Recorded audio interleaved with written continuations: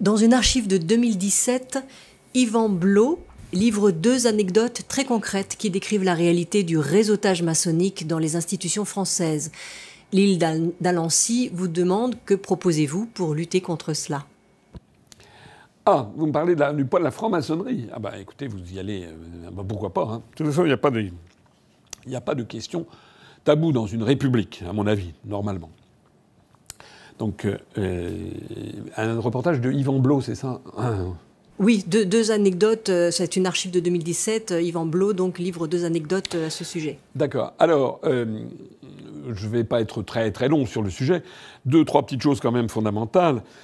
Premièrement, je l'ai déjà dit X fois, mais c'est Y fois et des gens meurent demain. Personnellement, je ne suis pas franc-maçon. Voilà. Je sais qu'il y a des gens qui les disent parce qu'on a eu dans un département du sud de la France, il y a quelques années, quelqu'un qui avait décidé, comme ça, de nos adhérents, qui avait décidé, tout à faire cessante, de créer une loge maçonnique se revendiquant de l'UPR. Il n'avait jamais demandé son avis à qui que ce soit, ni à moi, ni au bureau politique, ni au Conseil national. Bon. Et donc, à partir de ce moment-là, vous lancez ça, et puis après, la rumeur avait fait... Bon. Donc je ne suis pas franc-maçon, d'aucune loge, de quelque loge que ce soit. Ça, c'est le premier point.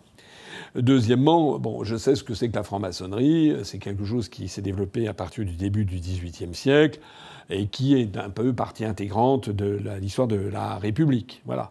Il y a évidemment des réseaux francs-maçons qui se sont développés tout au long du XVIIIe siècle, qui ont été...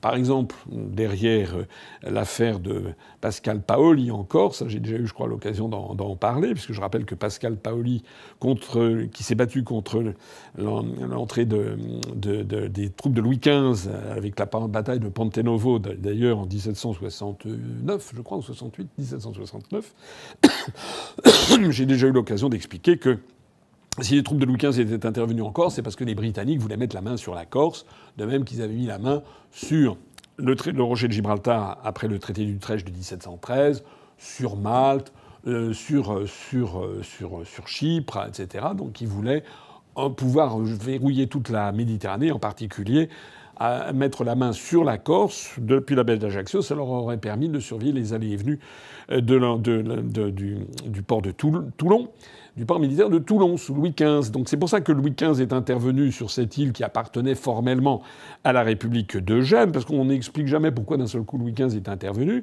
Or, il faut savoir que le leader des indépendantistes corses, donc Pascal Paoli, en fait était un franc-maçon qui en fait avait partie liée avec les Britanniques. Et d'ailleurs, lorsque la France a gagné, Pascal Paoli est allé s'installer au Royaume-Uni. Donc c'était en fait un agent britannique. Et d'ailleurs, savez-vous où est-ce qu'il est enterré, Pascal Paoli? C'est quand même assez extraordinaire. Il est enterré dans l'abbaye de Westminster, là où sont couronnés les rois d'Angleterre. C'est quand même pas mal. Bref. Donc il y a eu un rôle de la maçonnerie sur la Révolution française, etc., etc. La maçonnerie a apporté à la France, notamment dans ses réflexions, des quantités de choses sur liberté, égalité, qui étaient les deux devises de la première République française. Après est arrivée la fraternité, qui est un mot d'origine assez volontiers maçonnique. Je crois que c'est sous Louis XVIII, etc. Donc ça fait partie intégrante de l'histoire de France. Sous la Troisième République, où la franc-maçonnerie... alors je parle de façon générale, je ne suis pas un expert de ces sujets, je ne demande d'ailleurs qu'une chose, je propose ici à tel ou tel dirigeant d'une obédience maçonnique, ils peuvent venir converser avec moi sur UPR TV s'ils le souhaitent. Il y a donc en France actuellement un certain nombre d'obédiences, mais la plus importante, c'est le Grand Orient. Le Grand Orient de France, qui est catalogué comme étant de gauche, et où il est de bon ton d'être athée, et donc plutôt de gauche. Et puis de l'autre côté, il y a 2 obédiences qui sont plutôt de droite, qui sont la Grande Loge de France, la GLF, et la Grande Loge nationale de France, la GLNF. Voilà. Et Emmanuel Macron s'est rendu donc devant, je crois, l'une des 2, c'est... Comment ? C'est laquelle, la Grande Loge de France ou... Grand Orient. Non, c'est pas le Grand Orient. Non, Emmanuel Macron est allé, hier ou avant-hier, il est allé devant, je crois que c'était la Grande Loge de France, il me semble, enfin c'est ça, qui sont des obédiences plutôt de droite. Alors on sait que le poids de la maçonnerie est important. parce que derrière, il y a des réseaux qui, notamment, par exemple, actuellement, la loi sur la fin de vie, sur l'euthanasie, serait portée, paraît-il, par un certain nombre d'obédiences maçonniques qui voudraient intervenir. Voilà. Alors, c'est un sujet toujours assez empoisonné parce que... La Grande Loge de France. C'est la Grande Loge de France, hein, c'est ça. Voilà. Alors, ce sont des réseaux d'influence. Et effectivement, il est assez de mauvais ton de parler de ça, parce que si vous commencez à évoquer ce sujet, aussitôt, on va vous taxer d'extrême droite. Donc c'est un truc assez incroyable, en fait, parce qu'on a verrouillé ce débat, de telle sorte qu'en France, les seuls qui ont le droit de parler de la franc-maçonnerie, ce sont les journalistes. C'est-à-dire que très régulièrement, vous avez Le Point ou l'Express qui vous disent, voilà, les francs-maçons ci, les francs-maçons ça. Alors là, vous apprenez que tel ou tel responsable politique, un tel ministre, etc., sont francs-maçons, ont été francs-maçons, sont francs-maçons ici, sont francs-maçons là.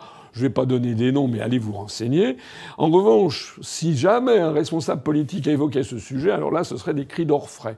C'est un truc un peu bizarre. Personnellement, je n'aime pas trop.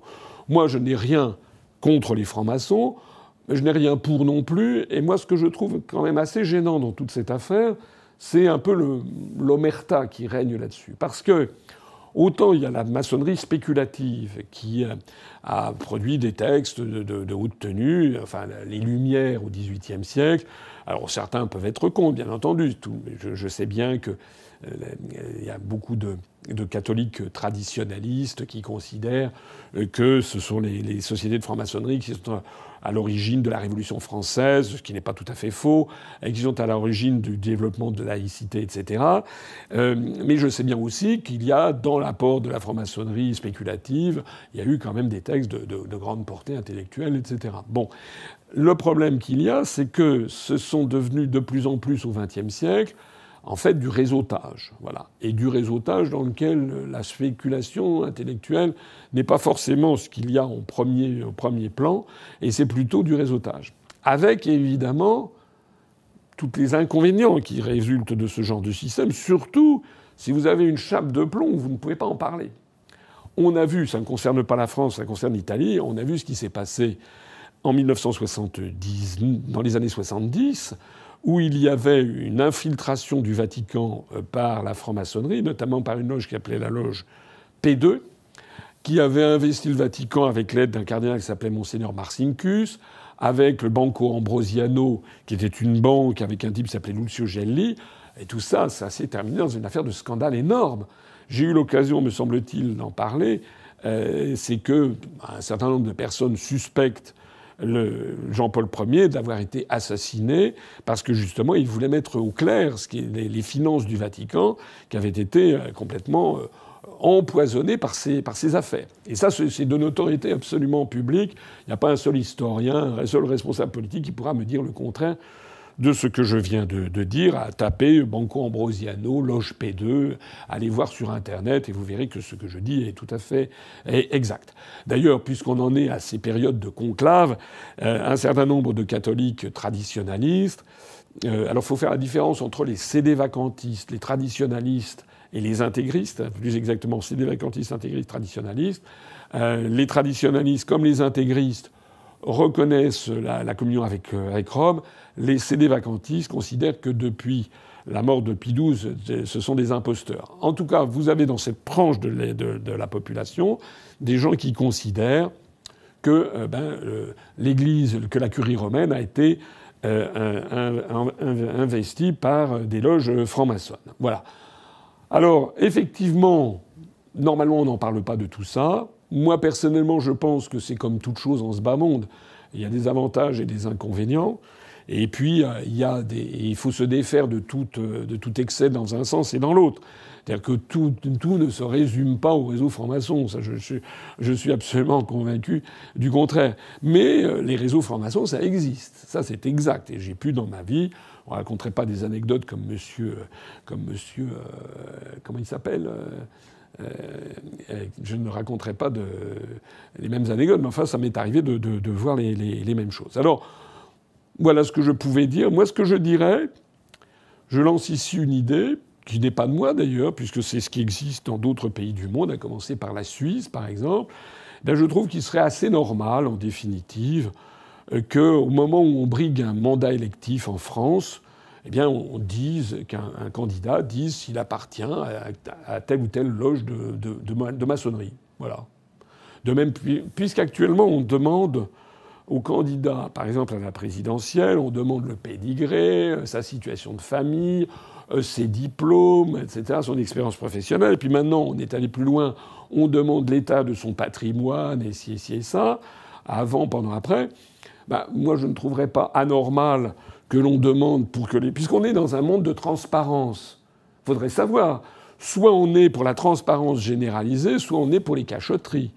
Donc si on est pour la transparence, moi je suis favorable à la transparence, surtout s'il s'agit d'élire par exemple des députés, des sénateurs ou le président de la République, je pense que ça serait bien et qu'il y a une loi qui impose à tous les candidats de dire voilà quels sont mes diplômes, ma situation de famille, et quelle est ma situation de fortune, ce que je possède, ce que je ne possède pas, mais aussi quelle est ma religion, ça serait pas mal de le savoir, ou si je n'en ai pas, pourquoi pas, et aussi effectivement que je sois, est-ce que je suis dans une loge de franc-maçonnerie ou autre, voilà. Alors je sais qu'il y a des gens qui vont pousser des cris d'horreur, mais enfin c'est ce qui se passe en Suisse.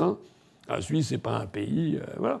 C'est tout simplement que les Français, ou alors on considère que les Français n'ont pas le droit de savoir un certain nombre de choses. Voilà. Moi personnellement, j'y serais tout à fait favorable, et c'est pas de faire de la chasse à qui que ce soit, c'est simplement que les gens soient au courant de pour qui ils votent. Alors je le dis quand même un petit peu précisément parce que je sais, parce que ça m'a été dit par des personnes en qui j'avais toute raison de faire crédit, puisque c'est des gens qui appartenaient notamment à des réseaux de franc-maçonnerie, au Grand Orient pour ne pas le citer, qu'au Grand Orient, il y a une interdiction qui est faite aux membres du Grand Orient de proposer la sortie de l'Union européenne. Ce qui n'est pas le cas dans d'autres, comment dirais-je, obédience maçonnique. Voilà. Alors moi, j'aimerais, par exemple, je suis tout à fait ouvert à un débat, par exemple que le grand maître du Grand Orient qui vienne ici puis qu'il explique, en fait. Parce que pour moi, la maçonnerie, la franc-maçonnerie, normalement, c'est quelque chose qui est fait pour faciliter la réflexion, se poser des questions entre adultes, entre gens sérieux, voilà. Donc en vertu de quoi alors déjà, qui nous confirme si c'est vrai ou si c'est faux, mais en vertu de quoi il y aurait le Grand Orient, par exemple, qui a indiqué, et j'en ai eu plusieurs sources, donc je pense que c'est absolument exact, et ça vous permet d'ailleurs de comprendre un certain nombre de choses. Voilà. Vous permet de comprendre ce qui sinon n'est pas compréhensible. Pourquoi vous avez des responsables politiques qui fustigent en permanence l'Union européenne et qui ne veulent jamais sortir de l'Union européenne. Donc, comme j'ai compris ça quand j'étais petit, quand il y a quelque chose que je ne comprends pas, c'est qu'il y a quelque chose à comprendre. Voilà. Donc moi, ce que j'aimerais, c'est que l'on sache ça. Et puis qu'effectivement, par exemple, sur l'affaire du Frexit, quelle est la prise de position des différentes obédiences maçonniques. Je pense que ce serait vraiment intéressant. Et les Français ont le droit de savoir.